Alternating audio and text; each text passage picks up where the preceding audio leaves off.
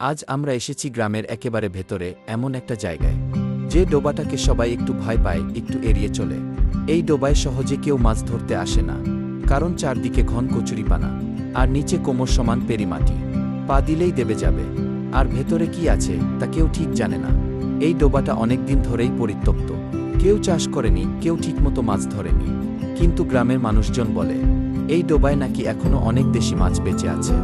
কই, শিং, পুঁটি, খলিশা, শোল, বেদা, প্রায় সব ধরনের মাছই নাকি এখানে আছে। তাই আজকে আমরা ঝুঁকি নিয়েই এই অদ্ভুত ডোবায় মাছ ধরার সিদ্ধান্ত নিলাম। মাছ ধরার আগে প্রথম কাজ ডোবার পানি কিছুটা কমানো। এর জন্য আনা হলো সাবমার্সিবল মোটর। মোটর চালু হতেই ধীরে ধীরে ডোবার পানি সেচ হতে শুরু করলো। পানি নামার সাথে সাথে উপরে ভেসে উঠতে লাগলো ঘন ঘন কচুরিপানা। এরপর শুরু হলো কচুরিপানা তোলার কাজ। একটা একটা করে কচুরিপানা সরানো হচ্ছে। যত কচুরিপানা সরে যাচ্ছে ততই ভেতরের চেহারা পরিষ্কার হচ্ছে। কিন্তু সাথে সাথে ভয়ও বাড়ছে, কারণ সবাই জানে এই ডোবায় সাপ আছে।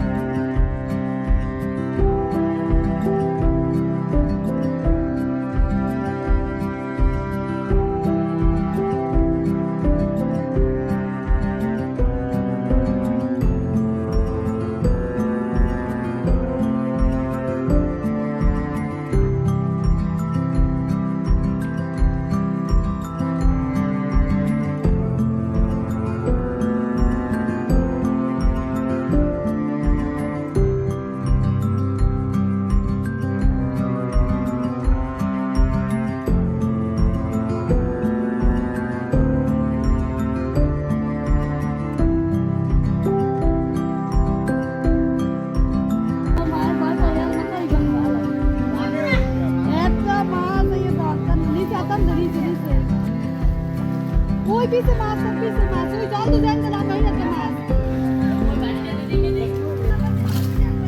তো কই মাছটা গেছে মাটির মধ্যে আনি তোদের মাছ টগর মারনি এটাকে পানি ভিজে কই মাছ দিতে মাটির মধ্যে ওই যে ভিজে বেটা ওখানে সামনে আতে রয়েছে লাড়ি ধরাই দিতে ও বেটা কি নকা ও মাছ তো তাই লাড়ি তৈরি করবে ও বেটা মাছ দেখতে পারে বাসু মাছই ধরে না হাই এই বললাম না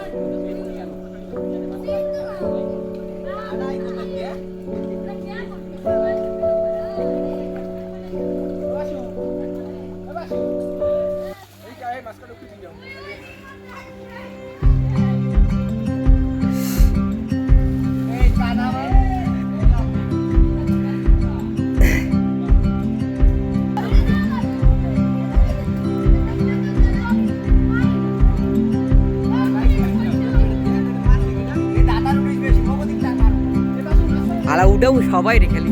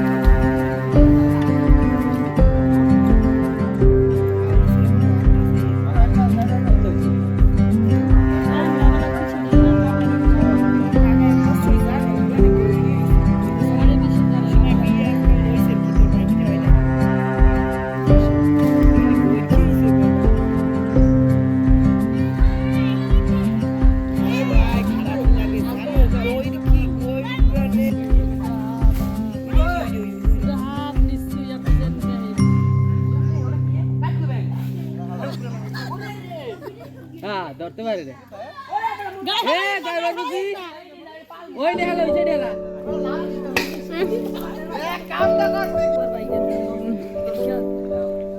ওই যে ওইটা একের মালগুলো ওই জায়গায় নিচে এটা সাপ।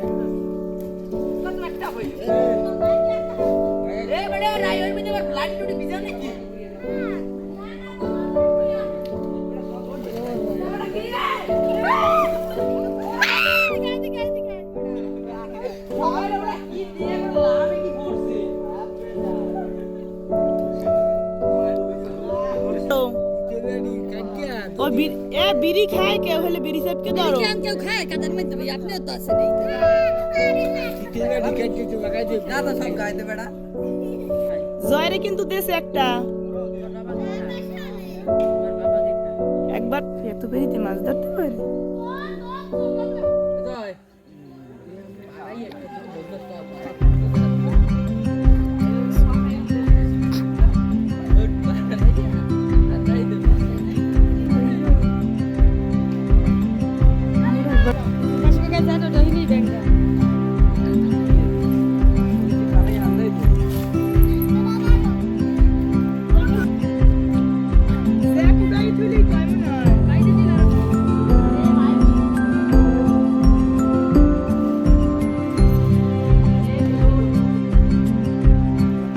ব্যথা কমছে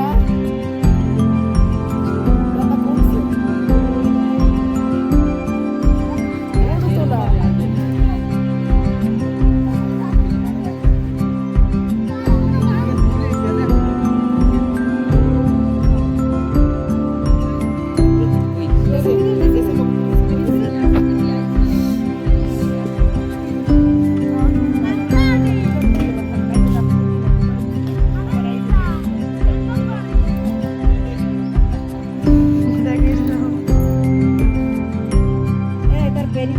জল থাকলে পারবে এই যে